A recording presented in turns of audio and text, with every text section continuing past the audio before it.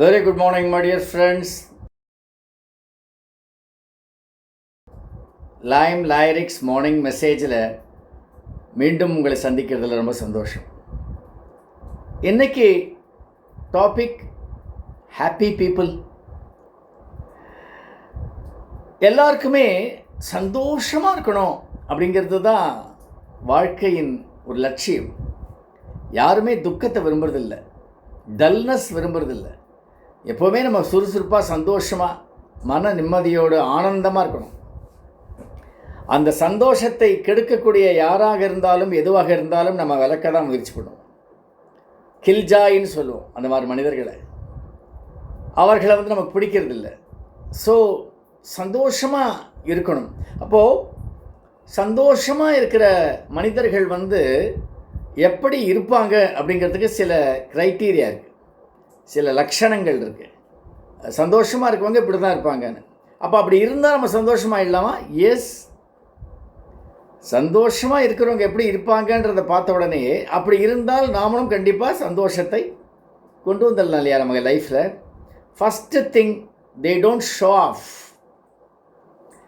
அவங்க ரொம்ப பீத்திக்க மாட்டாங்க, பெருமை அடிச்சிக்க மாட்டாங்க, டம்பம் அடிக்க மாட்டாங்க. அவங்களுடைய நடை உடை பாவனை எல்லாத்துலேயுமே ஒரு காம்னஸ், ஒரு குவைட்னஸ், ஒரு சிம்பிளிசிட்டி, ஒரு ஹம்பிள்னஸ், ஒரு ஹியூமிலிட்டி எல்லாமே இருக்கும். தன்னை பெரிய ஆளாக அவங்க எப்போவுமே காமிச்சிக்கவே மாட்டாங்க. எனக்கு தெரிஞ்ச ஒரு இண்டஸ்ட்ரியலிஸ்ட் இருக்கார். 1500 பேர் வேலை பார்க்குறாங்க அவங்க கம்பெனியில். நீங்கள் என்ன கம்பெனி வச்சுருக்கீங்கன்னா சாக்குப்பை தைக்கிற கம்பெனின்னுவார்.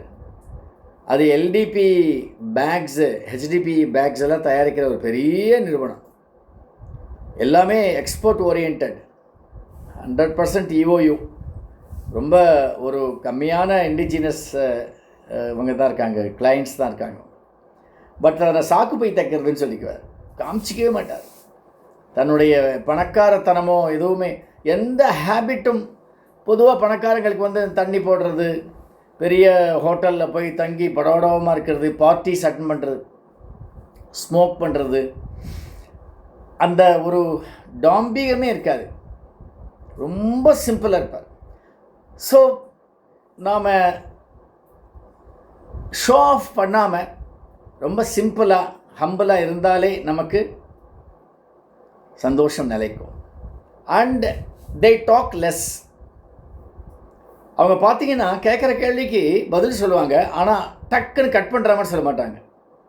சிரிச்சுட்டே இருப்பாங்க. முகத்தில் ஒரு காம்னஸ், குவைட்னஸ் இருக்கும், ஒரு பீஸ்ஃபுல்னஸ் இருக்கும், ஒரு ஸ்மைல், மறையாத ஒரு புன்னகை அவங்க முகத்தில் இருந்துகிட்டே இருக்கும். இதை மாதிரி இருப்பாங்க. அந்த அந்த தே டாக் லெஸ். வள சலன்னு பேசவே மாட்டாங்க. அவங்க இருக்கிற இடமே தெரியாது. அப்புறம் தே லேர்ன் டெய்லி. எதையாவது படிப்பாங்க, யார்கிட்டையாவது காது கொடுத்து எதாவது கேட்பாங்க.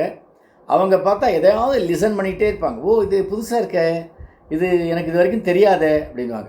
இதுதான் எனக்கு தெரியுமே சொல்கிற ஆட்களுக்கு நடுவில் இது எனக்கு தெரியாதே, இது புதுசாக இருக்க அப்படின்னு பார்ப்பாங்க. அடுத்தது என்னென்னா, they ignore nonsense. இந்த ஃபில்த்தி திங்ஸ், அன்வான்ட் திங்ஸ், யூஸ்ஃபுல்னஸ் இல்லாமல் இருக்கிற விஷயம் எதையுமே அவங்க உடனே ரிஜெக்ட் பண்ணிவிடுவாங்க. அதில் கவனமே போகாது. நிறைய பேர் பார்க்கலாம், தெருவில் 10 பேர் கூடி ஏதாவது இருந்திருந்தால் டம்முன்னு சத்தம் போட்டால் உடனே எட்டி பார்ப்பாங்க. உடனே போய் அவங்க அது என்னன்னு தன்னை அதை தெரிஞ்சுக்கணும். அந்த ஆவல், எல்லாவற்றிலும் ஒரு ஆவல், அது வேண்டாம். எனக்கு இர்ரெலவெண்ட்டாக இருக்கா, எனக்கு நான்சென்ஸ் மாதிரி தெரியுதா? நோ.